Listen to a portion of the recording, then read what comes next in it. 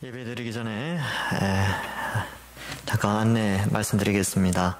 연일 이 코로나 확진자가 상당수가 많이 좀 확진되고 있습니다. 그래서 우리 교회에서도 더욱더 이 부분에 있어서 좀 신경을 잘 써주시고, 수요일 저녁에 오신 분들도 나가실 때 꼭 손소독을 반드시 해주시고 나가시면 감사하겠습니다. 그리고 감기 기운이 있거나 또 몸이 안 좋으신 분들은 댁에서 지금 영상으로도 예배 드릴 수 있으니까 그렇게 또 해주시면 감사하겠습니다. 우리 다 같이 묵도하심으로 수요 밤 예배를 살아계신 하나님께 올려드리겠습니다.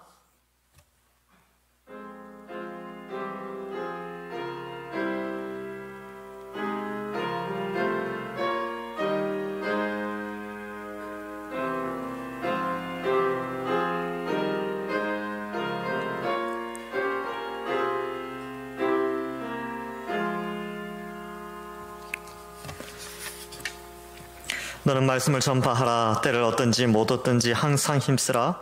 범사에 오래 참음과 가르침으로 경책하며 경계하며 권하라. 아멘.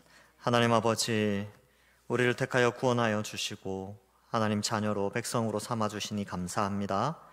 이 수요일 저녁에도 우리를 불러주셨사오니 하나님, 우리의 심령이 말씀을 통하여 큰 은혜 받는 귀한 시간 되게 하여 주옵소서. 감사드리오며 예수님의 이름으로 기도하옵나이다. 아멘. 찬송가 342장입니다. 342장.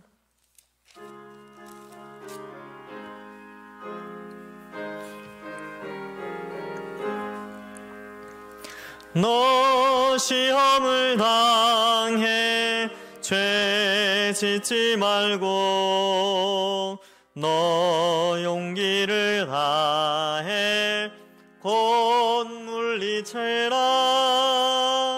너 시험을 이겨 새 힘을 얻고 주 예수를 믿어 늘 승리하라. 우리 구주의 힘과 그의 위로를 빌라. 주님 내 편에 서서 항상 도우시리. 내 친구를 삼가 잘 선택하고 너행을 삼가 늘 조심하라. 너 열심을 다해 늘 충성하고 온 정성을 다해 주 봉사하라. 우리 구주의 힘과 그의 위로를 빌라. 주님 내 편에 서서 항상 도우시리. 잘 이기는 자는 상 받으리니 너 낙심치 말고 늘 전진하라. 내 구세주 예수 힘 주시리니 주 예수를 믿어 늘 승리하라. 우리 구주의 힘과 그의 위로를 빌라. 주님 내 편에 서서 항상 도우시리. 아멘. 제임스 권사님 나오셔서 기도하시겠습니다.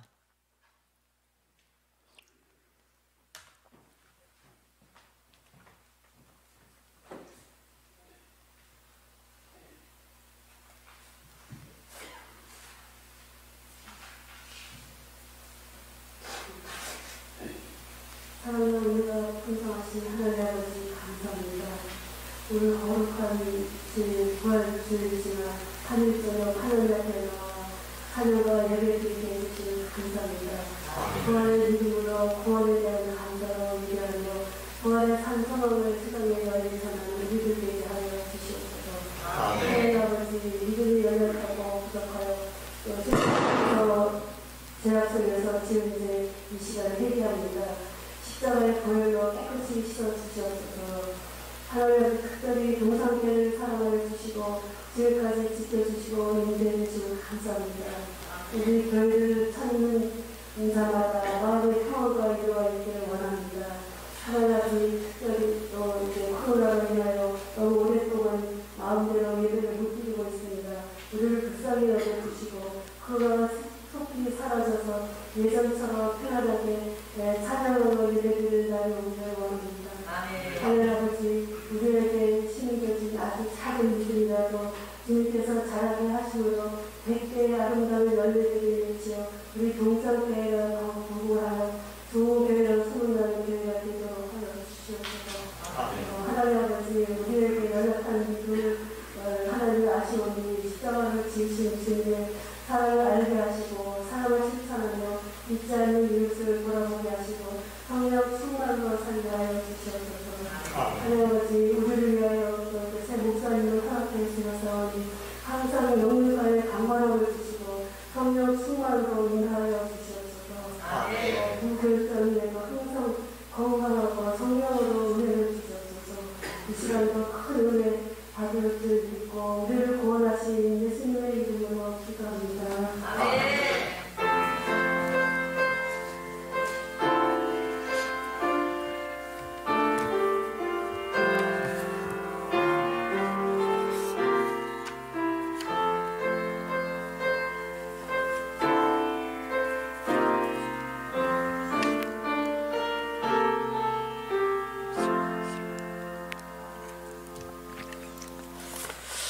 성경 봉독하겠습니다. 성경은 마가복음 6장 1절에서 13절의 말씀입니다.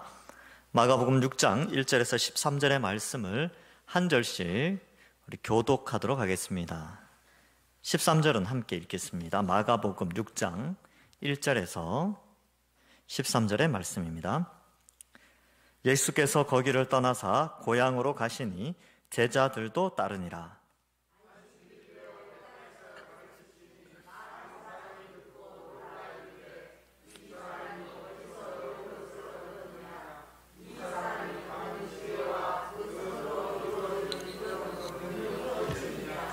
이 사람이 마리아의 아들 목수가 아니냐? 야고보와 요셉과 유다와 시몬의 형제가 아니냐? 그 너희들이 우리와 함께 여기 있지 아니하냐 하고 예수를 배척한지라.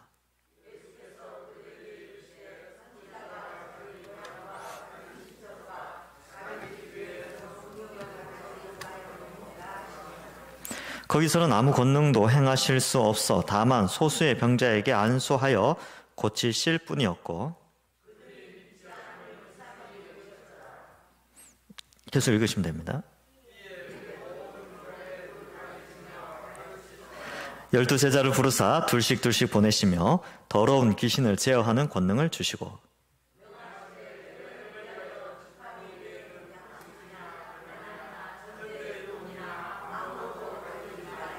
신만 신고 두 벌 옷도 입지 말라 하시고,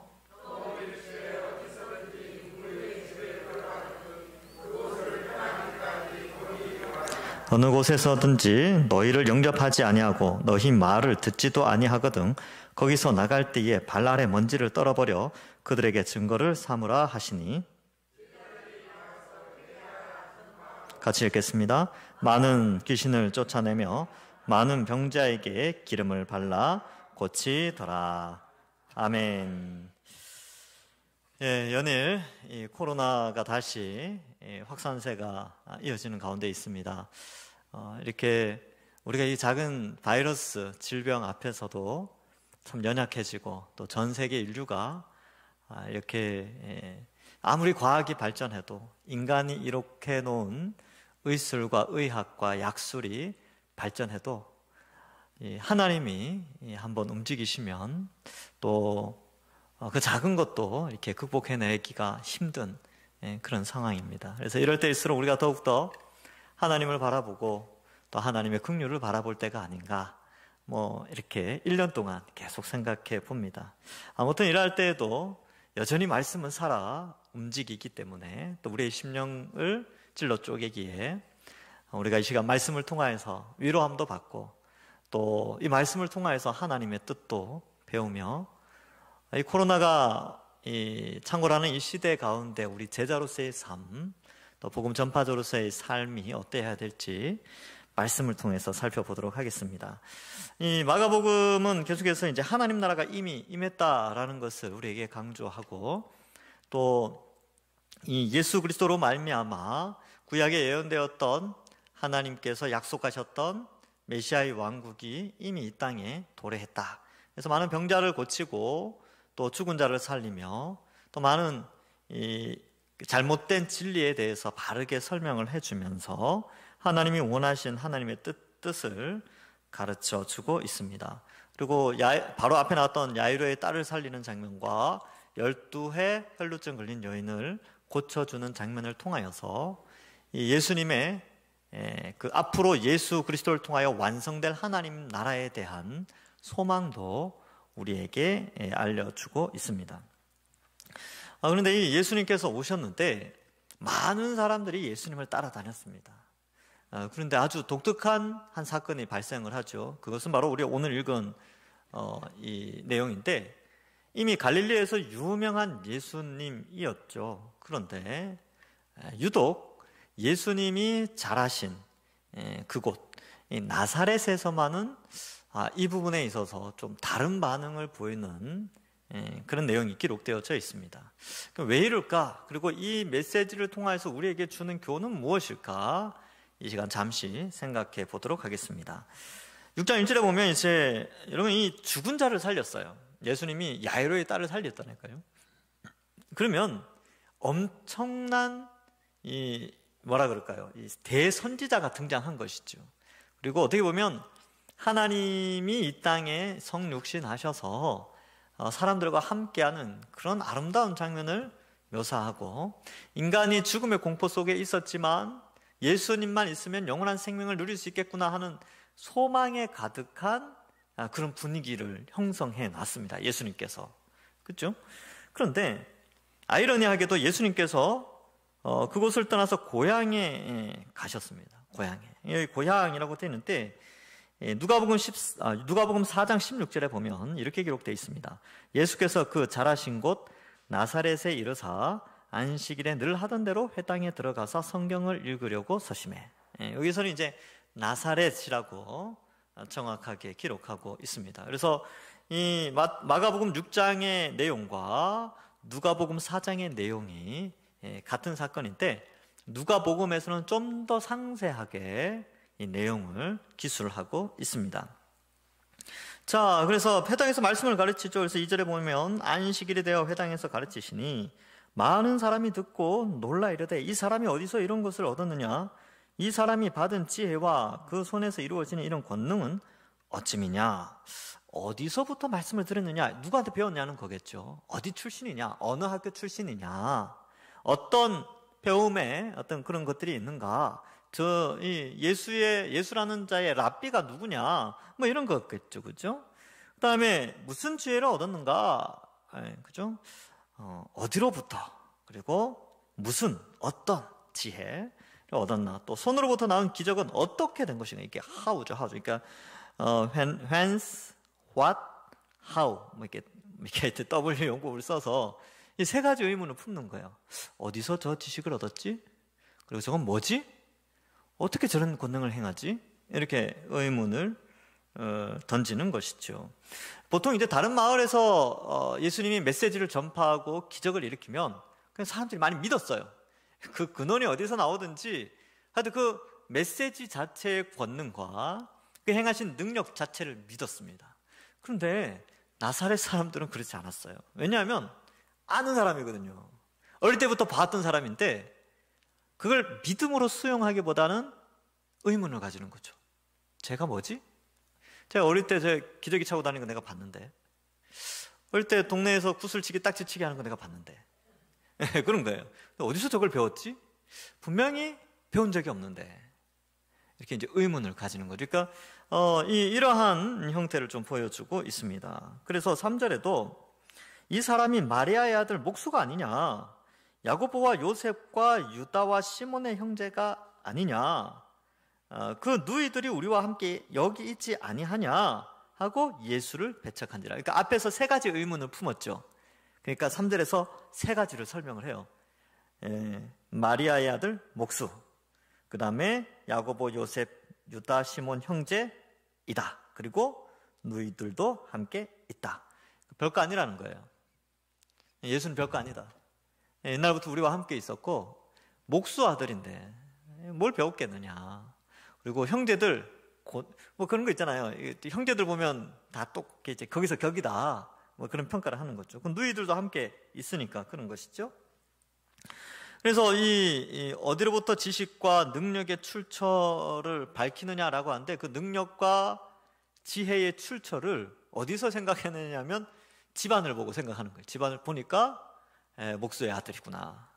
우리랑 늘 같이 있던 그 형제들을 큰형이네, 큰형. 뭐 여기 누구예요? 야고보, 요셉, 유다, 시몬. 걔네들 큰형이야. 그 있지, 그 누이들. 걔네 큰 오빠야. 별거 아니야. 이렇게 생각을 한 거죠.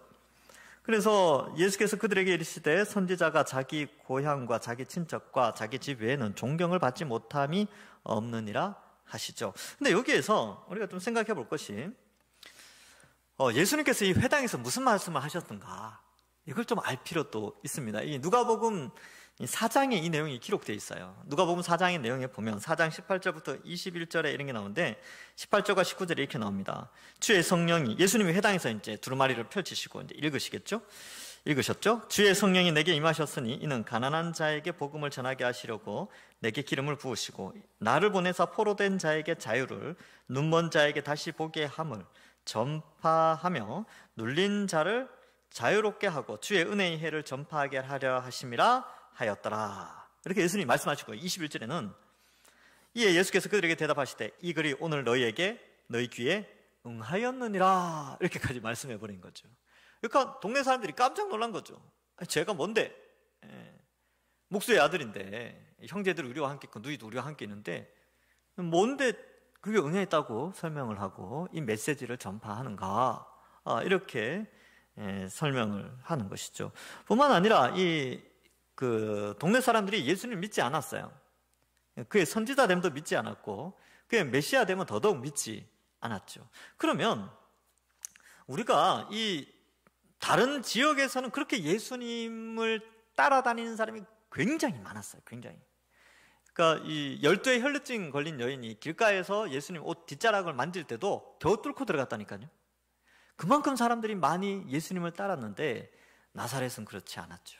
왜일까요? 왜? 도대체 나사렛 사람들의 믿음을 막고 있는 장애물은 무엇이었을까요? 그들이 온전한 믿음을 가질 수 없었던 이유는 무엇이었겠습니까? 그것은 바로 그들이 학습해온 그들의 지식 때문이었습니다. 그리고 그들의 경험 때문이었죠. 그래서 그들의 경험과 지식은 뭐였습니까? 목수의 아들은 선지자가 될 수 없다. 그리고 배우지 않았는데 뭘 가르치냐. 구약성경 딱 펼쳐가지고 이루어졌다 그러니까. 그리고 또 어때요? 그들의 경험, 이게 믿음을 방해하는 학습된 내용이 어떤 것입니까? 그런 가치관들이 있죠. 그래서 예수님을 배척하게 됩니다.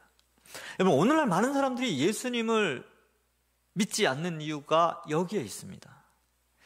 경험상, 그리고 이미 머릿속에 배워온 지식 때문에 예수님을 믿지 않습니다. 여러분, 이 공교육을 많이 이야기하는데 사실 저도, 여러분들도 그렇고 저도 그렇고 다 공교육 아래 초등학교를 나오고 이제 요즘 뭐 중학교, 고등학교까지 무상교육을 하지 않습니까? 그리고 이제 그 교육을 받는데 이 학교에서 배우는 내용은 성경에서 가르치는 내용과 완전히 다릅니다. 역사 체계도 다르고 역사를 풀이해내는 것도 다릅니다. 그리고 과학이라는 것을 배우지만 그 과학이 철저하게 인본주의적, 특별히 진화론 같은 경우는 하나님을 부정하는 학문입니다. 신존재를 부정하는 거예요.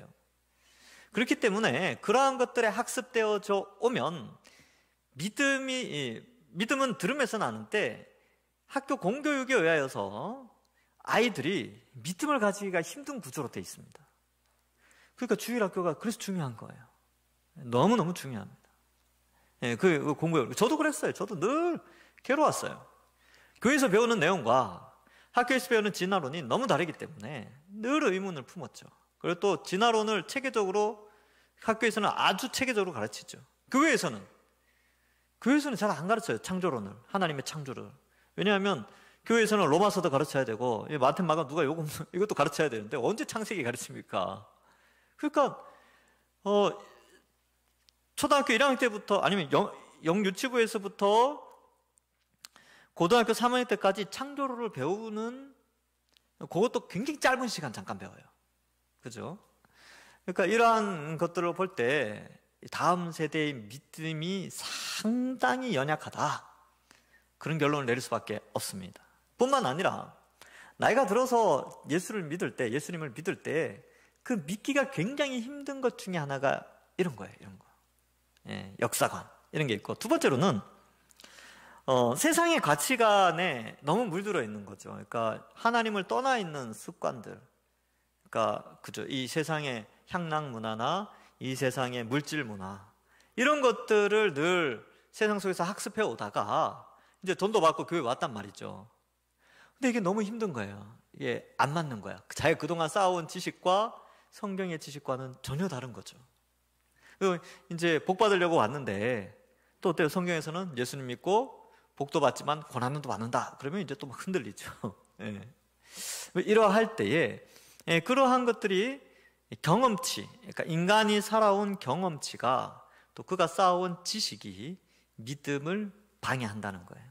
지금 나사렛 사람들이 그랬던 것처럼 우리도 믿음을 방해하는 이 요소가 있다는 것이죠. 그러면 어떻게 예수님을 믿습니까? 그러한 장애물이 극복되어져야 됩니다. 근데 중요한 것은 이 뒤에 사건이 나오죠. 뒤에 예수님이 복음을 전파하게 하기 위해서 제자들을 보내시죠. 근데 이러한 장애물을 뚫고 올라갈 수 있는 것이 바로 복음의 능력이다. 그리고 우리는 세상에 수많은 믿음을 방해하는 장애물이 있다 할지라도 복음의 능력으로 믿음이 생겨나고 있음을 또한 우리가 또한 경험하고 살아가고 있습니다. 우리가 그렇죠. 우리가 어느 날 그냥 복음을 듣다 보니까 그게 믿어지기 시작했어요. 그리고 진화론이나 아니면 이 세상의 문화가 이게 전부가 아니라는 걸 자기도 모르는 사이에 이게 별거 아니구나.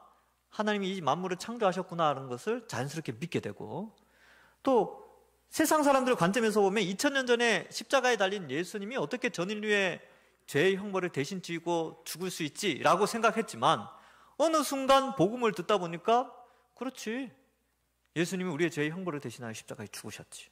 이게 믿어지기 시작하는 거예요. 이게 복음의 능력입니다. 그렇죠? 그러니까 이거는 전적인 하나님의 은혜예요. 은혜. 근데 이 본문을 통하여서는 우리가 알 수 있는 게 믿음을 방해하는 것이 이런 것이 있겠구나.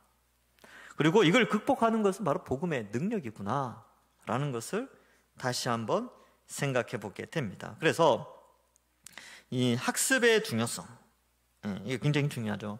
여러분, 그래서 여러분 자녀들, 손주들, 또 우리 가정에서 우리 예배 드리시는 분들 잘 기억하셔야 돼요. 이 동산교회의 미래가 우리의 자녀들에게 달려 있습니다. 그래서 자녀들이 신앙생활 잘할 수 있도록 어떻게 쓰든지 도와줘야 돼요. 물론 코로나 시대에 아주 제한됐죠. 또 나중에 또 단계가 올라가면 또 주일학교 예배도 참 드리기 힘들어서요. 그럴 때일수록 우리 어머니 아버지들께서, 할아버지 할머니들께서 손주들, 자식들을 위해서 기도 많이 하시고 어쨌든 이 영상으로라도 예배 드릴 수 있도록 도와줘야 돼요. 왜냐하면 그들은 이미 너무나 많은 세속사회의 지식을 습득하면서 믿음의 장애물들 앞에 서 있거든요. 잘 이기도록 해줘야 합니다. 그래서 많은 사람들이 그래요. 야, 걔가 뭐 초등학교 때는 예수 잘 믿었는데, 중학교 때 예수 잘 믿었는데, 고등학교 때까지는 예수 잘 믿었는데, 청년 때까지는 예수 잘 믿었는데, 뭐 언제까지는 예수 잘 믿었는데.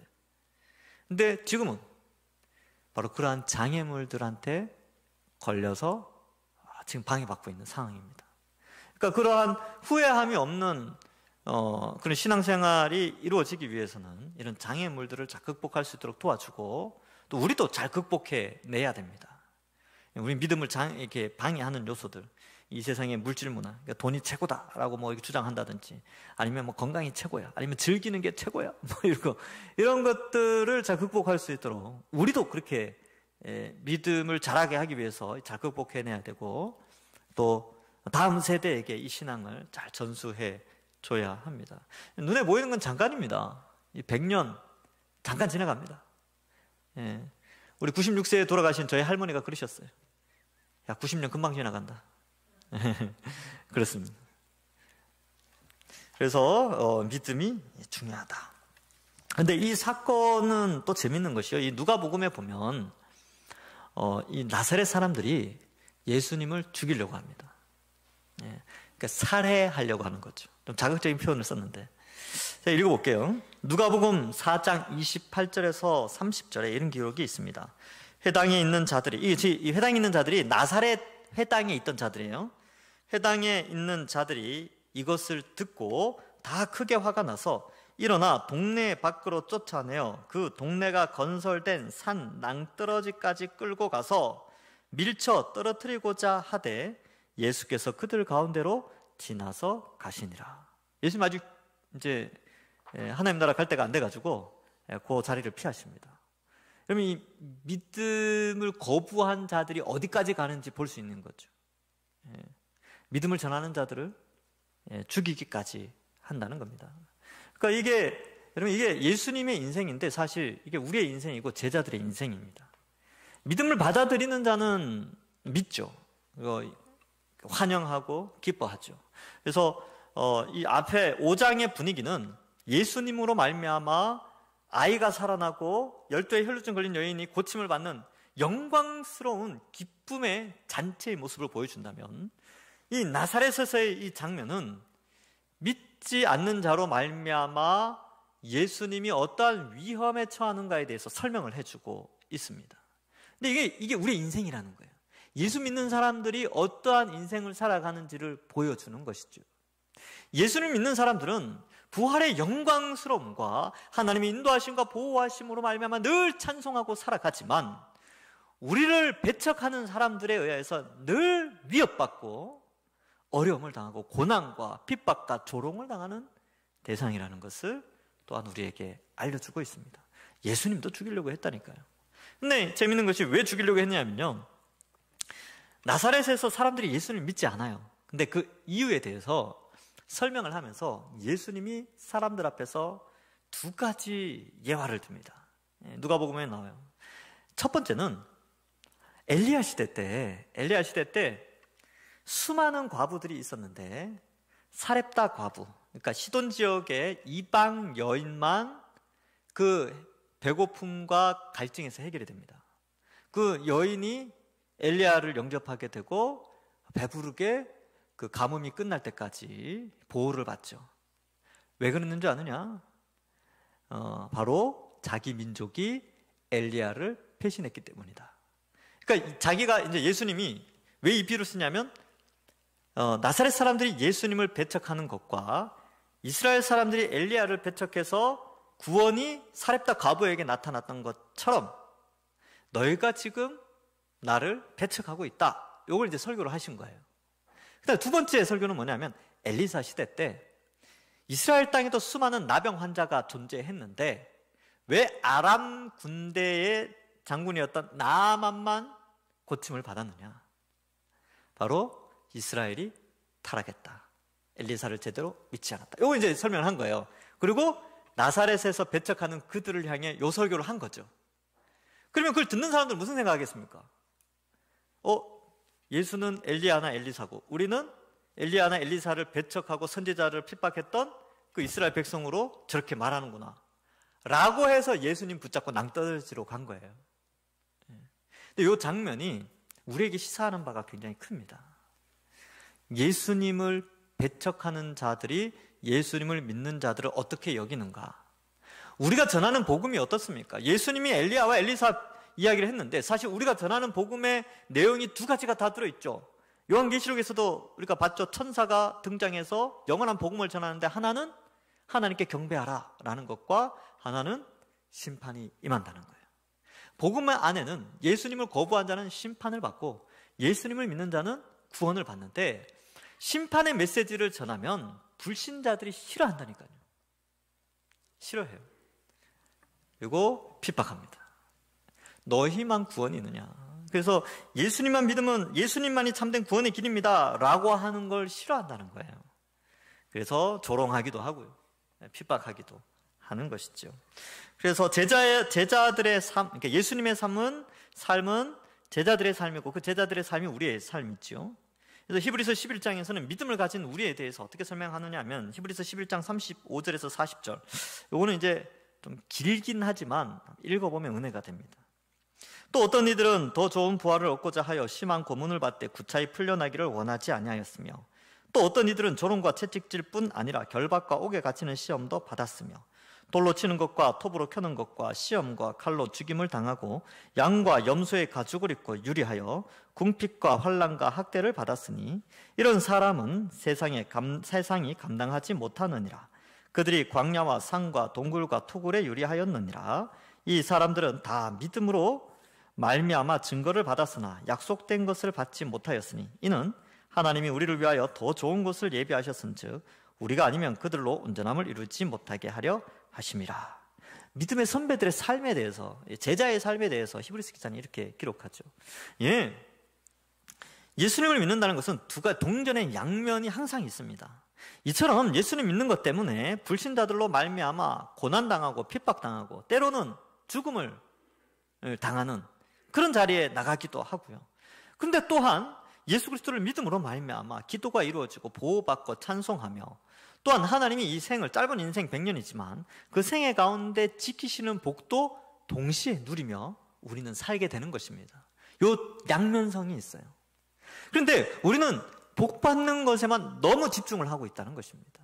예수님 믿어서 복 받고 잘 먹고 잘 살고 출세하고 자녀 잘 되고 여기에만 너무 포커스를 가지고 있는데, 그래서 정작 복음의 삶의 한쪽 면을 담당하는, 절반의 삶을 담당하는 이 예수님 믿는 것 때문에 조롱당하고 핍박당하고 십자가의 길을 걸어가는 것에 대해서는 외면하고자 하는 반쪽짜리 복음에 대해서만 관심을 좀 가지는 성향이 최근에 많이 일어나게 됩니다. 그래서 우리가 성경을 좀 꼼꼼하게 보자는 거죠. 성경에서 예수님 믿는다는 것이 뭔지, 어떻게 설명하는지 보자는 것이죠. 그래서 이제 핍박을 당할 수 있다 각오합시다. 그럼 우리 어떻게 핍박당합니까? 제대로 예수님 믿으려고 하면 핍박당해요. 가난하게 됩니다. 때로는 욕도 먹습니다. 돈 많이 못 벌 수도 있죠, 예수님 믿는 것 때문에. 근데요, 전 세계적으로 보면 이렇게 해서 단기 선교 같은 거 많이 가야 되는데, 베트남이나 이런 데 보면 종교를, 공산주의 국가죠, 종교를 신고하게 돼 있어요. 그래서 기독교인들에 대해서 엄청난 페널티를 매깁니다. 승진도 잘 못해요. 그러니까 돈을 많이 못 번다는 거예요. 그리고 하여튼 잘 못 살아요, 예수 믿는 사람들. 그런 데도 있어요. 근데 그걸 각오하고 예수님 믿는다니까요. 그들이 드리는 주일 예배는 어떻겠습니까? 감격이죠.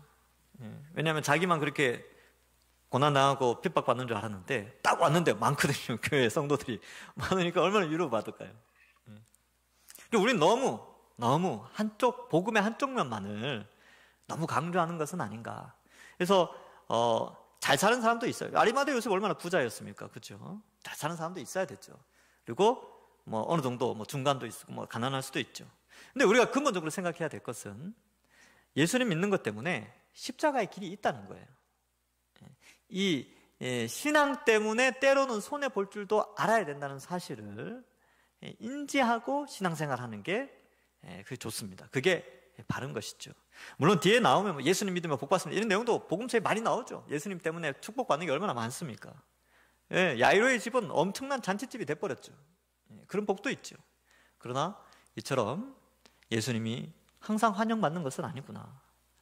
우리가 불신자들한테 항상 환영받는 그런 존재들은 아니구나. 언제 이제 핍박을 받느냐? 언제? 언제 핍박받느냐 하면 7절 이하에 나옵니다. 복음 전할 때, 복음 전파할 때 많이 핍박받아요. 여러분 이제 지금 코로나 시대라서 전도를 잘 못하는데 이때도 가까운 이제 인격적인 관계가 형성된 분들한테는 그 신앙생활 같이 하자 그렇게 할 수 있어요. 근데 지금 이제 노방전도를 하면 사람들이 다 손가락질해요. 지금 또 한참 또 교회에서 이렇게 사건들이 막 발생하니까 교회를 굉장히 부정적으로 생각합니다. 그런데도 교회는 복음을 전해야 된다는 사명을 잊어버려서는 안 됩니다. 시대가 아무리 이렇게 가도. 작전을 잘 써야 되겠죠, 작전을. 우리 교회도 마찬가지예요. 우리 교회도. 원래는 전도 안 해야지. 그거보다 어떻게 전도를 할 수 있을까? 이런 제한된 상황 속에서 한번 고민을 좀 해보시기 바랍니다. 저도 지금 고민하고 있어요. 어떻게 할까? 자, 그래서 이제 예수님께서 나사렛에서 소수의 사람들만 고치시죠. 그래서 그런 제한되게 활동을 하시고 6절에 보면 그들이 믿지 않음을 이상히 여기셨죠. 그들의 믿음을 방해하는 요소들 때문에 그랬습니다. 대신에 이에 모든 촌에 두루 다니시며 가르치셨죠. 복음 전파했습니다. 그리고 7절에 보면 12 제자를 부르며 둘씩 보내며 더러운 귀신을 제하는 권능을 주십니다. 자, 그래서 이 복음 전파, 그러니까 앞에 나오는 예수님에 대한 배척과 뒤에 나오는 복음 전파가 함께 간다는 거예요. 복음을 전하면 이처럼 배척받을 수 있다. 그러나 그것이 우리의 사명이다. 복음을 전해야 된다라는 것인데 둘씩 왜 보냈느냐? 첫 번째, 두 사람은 증인의 역할을 합니다.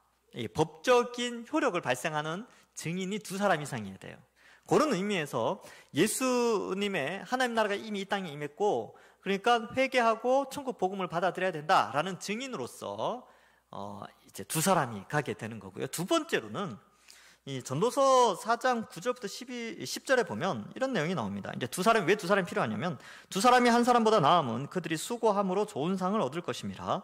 혹시 그들이 넘어지면 하나가 그 동물을 붙들어 일으켜니와 홀로 있어 넘어지고 붙들어 일으킬 자가 없는 자에게는 화가 있으리라. 이렇게 되어 있는데 두 사람이 서로 협력해서 복음을 전하고 위로가 된다는 거죠. 왜요? 예수님을 배척하는 사람들이 있기 때문에 낙심할 수 있습니다. 그럴 때 서로 위로하고 격려하도록 하기 위해서 둘씩 보낸 것이죠. 그리고 그냥 보내신 게 아니에요. 더러운 귀신을 제어하는 권능을 주셨죠. 그래서 보내시고 주셨어요. 보내시되 그냥 보내신 게 아니고 권능을 주셨습니다. 우리에게는 뭘 주셨습니까? 우리에게도 권능을 주셨죠. 어떤 권능요? 복음 자체의 권능을 주셨습니다. 여러분, 우리가 가진 이 십자가 복음이요, 우리는 어떻게 생각할지 모르는데 이 복음 자체가 이게 권능이 있어요. 안 믿을 것 같은데 전하면 어떤 사람은 반응을 해요. 그렇죠. 교회 나가야 될 텐데. 이렇게 반응을 한다니까요. 근데 또 어떤 사람은 아저씨나 잘 믿으세요. 막 그래요. 예, 그렇게 말합니다. 조롱하고 가요. 어쨌든 권능이 있습니다. 권능. 우리는 복음 자체의 권능이 있다는 사실을 알고 그 복음이 주어졌기 때문에 그 주어진 복음의 권능을 가지고 보냄을 받는 자들이죠. 8절에 명하시되 여행을 위하여 지팡이 외에는 양식이나 배낭이나 전대의 돈이나 아무것도 가지지 말라. 그래서 왜냐하면 이런 표현들이 있잖아요. 이 8절과 9절 10만 신고 두보로 입지 말라. 요거는 복음 전도를 할 때에 우리는 뭔가를 예측을 한다는 거예요. 미래에 대한 예측. 그러니까 제자로서 복음을 전하는 삶을 살면 어떤 상황이 벌어질까라고 예측을 하죠. 예측을 하면서 뭘 하느냐 하면 준비를 하게 됩니다. 그러면 준비를 하다 보면 이 적극적으로 복음을 전하는 일에 있어서 뭔가를 자꾸 준비하다 보면 두려움이 생겨요. 돈이 없으면 어떡하지? 그러니까 이제 먹을 게 없으면 어떡하지? 신발이 다르면 어떡하지? 밤에 그 겉옷을 덮고 자야 되는데 겉옷이 낡으면 어떡하지? 이런 거 고민하다가 복음 전하는 것에 대해서는 정작 소홀해진다는 거죠. 그러니까 뭔가 미래를 예측하고 행동하는 믿음의 삶이 아니고 미래는 하나님께 맡기는 거예요. 먹는 문제, 입는 문제, 자는 문제. 10절에 보면 이제 자는 문제가 나오죠. 또 이르시되 어디서든지 누구의 집에 들어가거든 그곳을 떠나기까지 거기에 유하라. 그러니까 이제 영접하는 그곳에 가라는 것이죠. 지금은 이런 전도 형태는 아닙니다. 이제 2000년 전에는 이게 가능했죠. 그죠? 지금은 다른데, 어쨌든 여기서 말해주는 의식주 문제를 예수님이 이야기하면서 미래에 대한 걱정은 하나님께 맡기고 현재 너의 사명에 집중하라는 겁니다. 왜냐하면 이런 의식주 문제를 내가 준비해서 나가겠다 그러면 못 나가요. 해결이 안 됩니다. 하나님께 맡기는 것이죠. 그래서 우리 믿음은 좀 이러한 양상을 좀 뜰 필요가 있습니다. 우리가 믿음대로 살아가면 어떻게 될까? 이걸 예측하면서 어떻게 돼요? 내 삶에 엄청난 손해가 올 것 같다라는 생각 때문에 믿음의 발걸음을 옮기는 것을 주저하거나 두려워합니다. 잘 보세요. 우리가 왜 복음을 잘 못 전합니까? 내가 복음을 전해서 다가올 어려움을 예측을 해요. 그 예측한 그 사실이 두려운 겁니다. 내가 왜 복음을 전하면 이런 어려움을 당하고 사람들이 날 싫어하겠지? 우리 친구와의 관계가 멀어지겠지? 뭐 어떻게 하겠지? 우리 이제 가정에서 남편한테 이 복음을 전하면 남편이 싫어하고 또 다투겠지? 뭔가 자꾸 이제 두려워한다는 거죠. 물론 이제 계획을 잘 세워서 부드럽게 복음을 잘 전해야 되겠죠. 근데 미래를 예측하면 행동할 수가 없어요. 움직일 수가 없다니까요.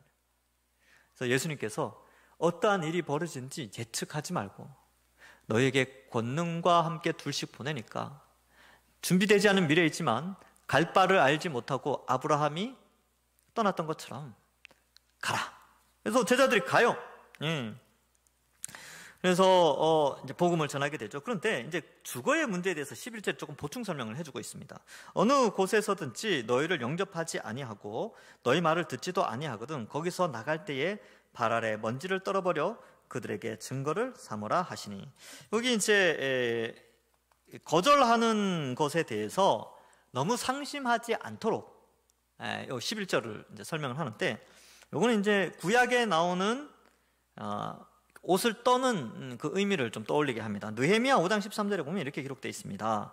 내가 옷자락을 털며 이르기를 이 말대로 행하지 아니하는 자는 모두 하나님이 또한 이와 같이 그 집과 산업에서 털어버리실지니 그는 곧 이렇게 털려서 빈손이 될지로다 하매 회중이 다 아멘하고 여호와를 찬송하고 백성들이 그 말한 대로 행하였느니라. 이 옷을 턴다, 그 발에 먼지를 떤다라는 것은 복음을 받지 않는 자들에 대한 그런 하나님의 심판에 대한 설명이죠. 그래서 끝까지 복음을 받아들이지 않고 복음을 전하는 자들에 대해서 복음을 전하는 자들을 받아들이지 않는다는 것은 복음을 받아들이지 않는다는 뜻이거든요. 복음을 받아들이지 않는다는 것의 엄중함에 대한 외적인 표현이에요. 그래서 낙심하지 마라. 그리고 반드시 너희를 영접하는 데가 있다는 것을 알려줘. 그렇기 때문에 이제 두보로 또 준비하지 말라는 거죠. 이렇게 따뜻하게 하려고 이렇게 하지 말고, 또 돈 걱정하지 말고, 또 뭔가요? 하여튼 여러 가지 먹을 거 걱정하지 마라. 그래서 제자들이 이제 어떻게 합니까? 12절에 나가서 회개하라 전파했죠. 회개하라. 메시지가 세죠. 그러니까 예수 믿으면 복 받는다 이렇게 했으면 얼마나 좋았을까요? 근데 사람들 만나가지고 여러분 회개하십시오 이렇게 말하니까 얼마나 사람들이 깜짝 놀랐을까요? 그리고 우리가 생각해 볼 때는 어떻습니까? 와, 이렇게 메시지 전하면 누가 받아들이겠는가? 라고 생각할 수 있는데, 어떻게 됩니까? 13절에 많은 귀신을 쫓아내며 많은 병자에게 기름을 발라 고치더라. 이렇게 되어 있죠. 여기 보면 이제 귀신을 쫓아낸다라고 되어 있는데, 이거 지난번에도 말씀드렸는데, 오늘날 귀신을 쫓아내는 게 뭡니까? 귀신을 쫓아낸다는 것은 귀신은 더러운 귀신인데 사람을 더럽히는, 사람 속에서 범죄하게 하고 죄악의 가운데 거하게 하는 그런 귀신의 역할이 귀신이 사람들 속에서 활동하고 미혹을 하는데, 복음을 전함으로 복음 앞에 귀신이 무서워 떨고 떠나가는 거예요. 그만큼 이 복음에는 권능이 있습니다. 그리고 많은 병자에게 기름을 발라 고치더라 이런 표현도 나오죠.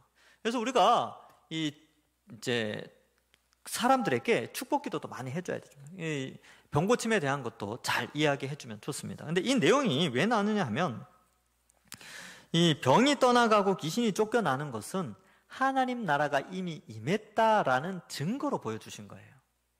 예수님도 그런 의미에서 예수님을 통하여 하나님 나라가 이미 도래했다라는 것을 보여주면서, 물론 이제 완성될 하나님 나라는 따로 있지요. 근데 그 완성된 하나님 나라에 앞서서 이미 완성될 하나님 나라의 상당 부분의 요소가 이 땅에 이미 나타나고 있다는 것을 예수님을 통해서 보여주셨고, 그 사역을 제자들이 그대로 여기에서 실행한다라는 의미가 있습니다.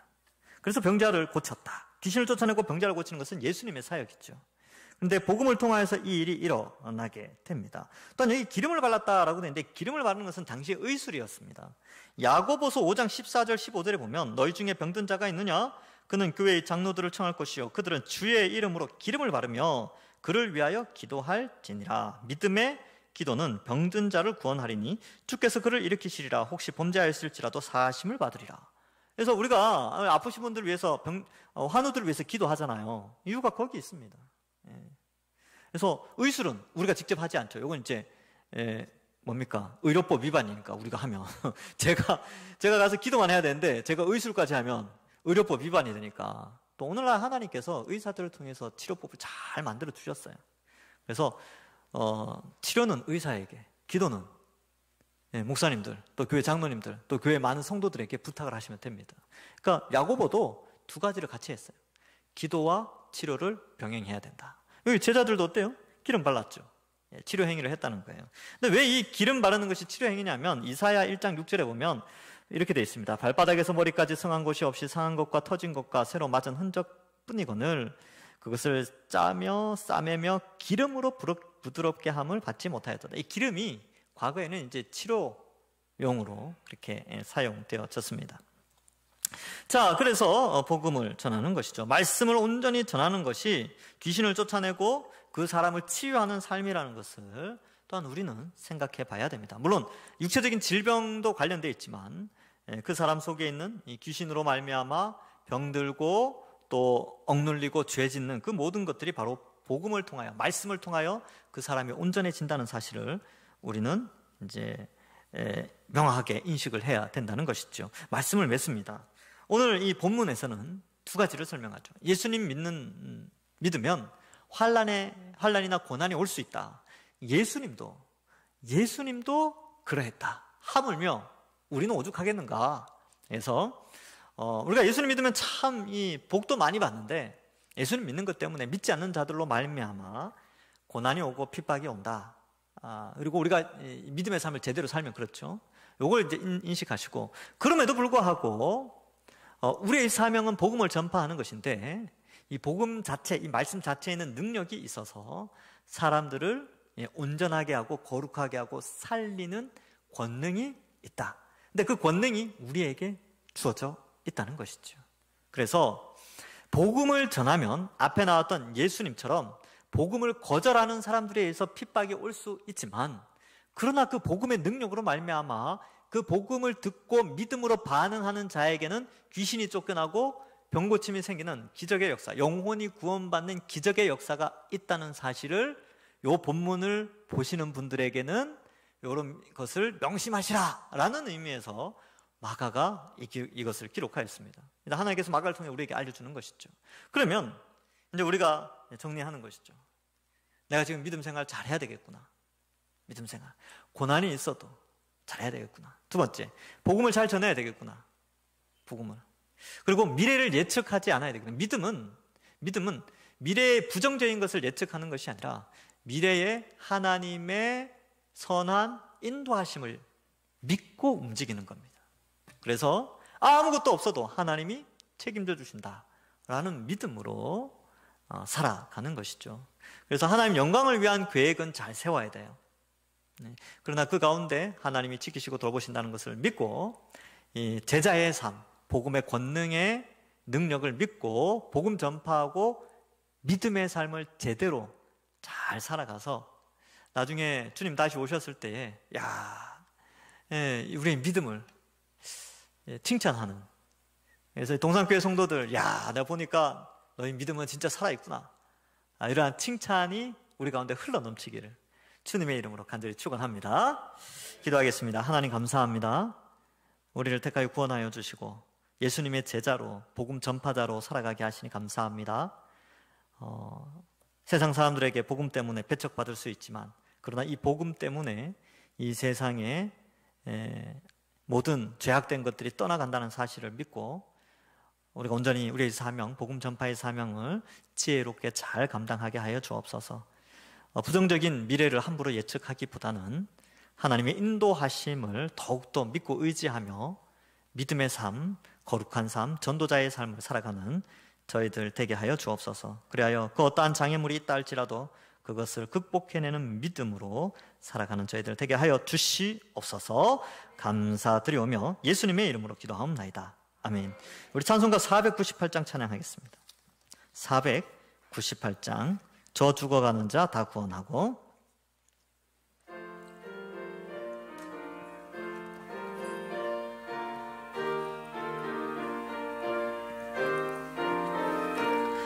저 죽어가는 자 구원하고 죽음과 죄에서 건져내며 죄인을 위하여 늘 애통하며 예수의 공로로 구원하네.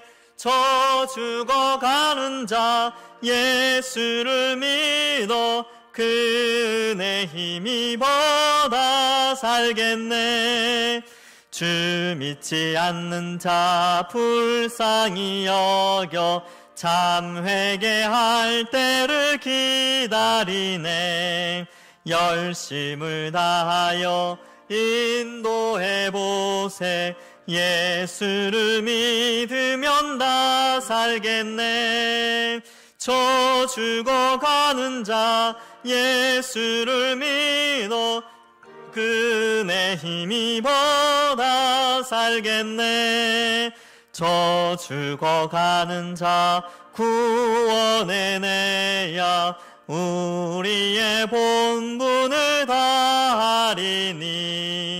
예수의 구원을 전파할 때에 그 크신 능력을 다 주시네. 저 죽어가는 자 예수를 믿어 그 은혜 힘입어 다 살겠네. 아멘.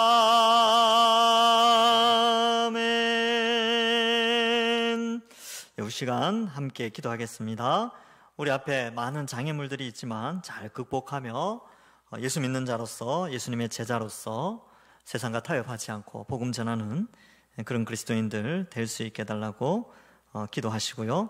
교회를 위해서 우리 교육자들 또 우리 직분자들 다음 세대들을 위하여 기도해 주시고, 교회 안에 환우들이 있습니다. 기억나시는 대로 하나님 고쳐달라고 기도하시고, 또 선교사님들 우리 파송 내 가정 선교사님들 가정 위해서도 기도해 주시고, 또한 개인적으로 기도하시고, 또 코로나19가 속히 더 이상 확진자가 많이 나오지 않도록 이 추세가 빨리 꺾일 수 있도록 이렇게 기도하시고, 또 개인적인 기도 잠깐 하시는 시간을 가지겠습니다. 제가 나올 때까지 우리 묵상으로 함께 기도하겠습니다.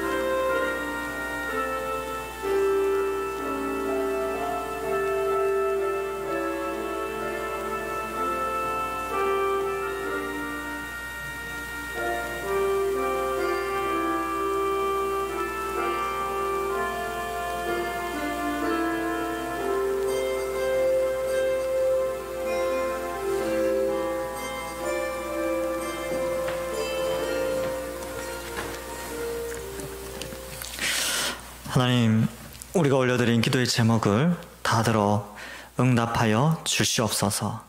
또한 그 기도의 제목대로 하나님께서 우리를 더욱더 강한 믿음의 용사로 세워주실 줄 믿습니다. 감사드리오며 예수님의 이름으로 기도하옵나이다.